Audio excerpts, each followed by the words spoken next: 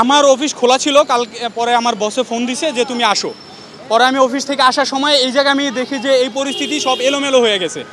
তখন আমার বিবেকে কেমন জানি বাধা দিল, আর সব দেখি কোনো আসার সময় আমার বাসা রায়েরবাগ, আসার সময় দেখলাম কোনো পুলিশ নাই। তো মনে হলো যে এই কাজটা আমাদের করা উচিত। আর আমি না, প্রত্যেকের জায়গা থেকে করা উচিত যে আমরা সিগন্যাল মানবো, আমরা সচেতন করবো। আমরা আমাগরে কেন চালাবো? আমরা চালতে পারি না? আমাদের ভিতরে কি বিবেকবোধ নাই? অবশ্যই আছে। আমরা ঘুষ দিব না, আমরা সচেতন হব। আমরা সচেতন হলে জাতি সচেতন হব। এইটাই হলো কি আমার বিবেক থেকে। আমি এই যে ভাইও কাজ করতেছে, আমি কেউ চিনি না, কিন্তু আমি ভাই করে চিনি না। আমি হলো সিদ্ধেশ্বরী ন্যাশনালে পড়তেছি, আর পাশাপাশি একটা কোম্পানিতে জব করতেছি।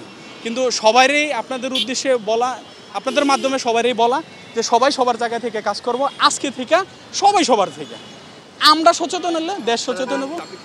চেষ্টা করতেছি, থাকবো। হ্যাঁ, আমার জায়গায় আমি কতটুকু থাকতে পারবো জানি না, কিন্তু আমি চেষ্টা করতেছি আমি থাকার জন্য।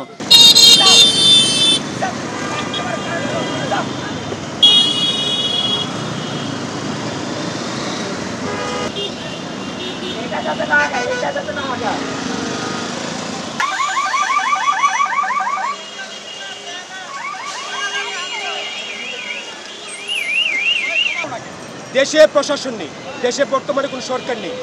এখন ঘটনা হলো, আমি যখন এদিকে যাচ্ছিলাম দেখা যাচ্ছে এখানে বিশৃঙ্খলার সৃষ্টি হয়েছে, রাস্তায় জ্যামজট সৃষ্টি হয়েছে। এখানে আর 2 ভাই ছিল, আমি দাঁড়ানোর পরে আরও 2-3 জন এসেছে। তো আমরা চেষ্টা করতেছি নিজে থেকে এই আইনটাকে মানার জন্য। আমরা চাচ্ছি এই দেশটা স্বাধীন হয়েছে, এই দেশে আইন ফিরে আসুক।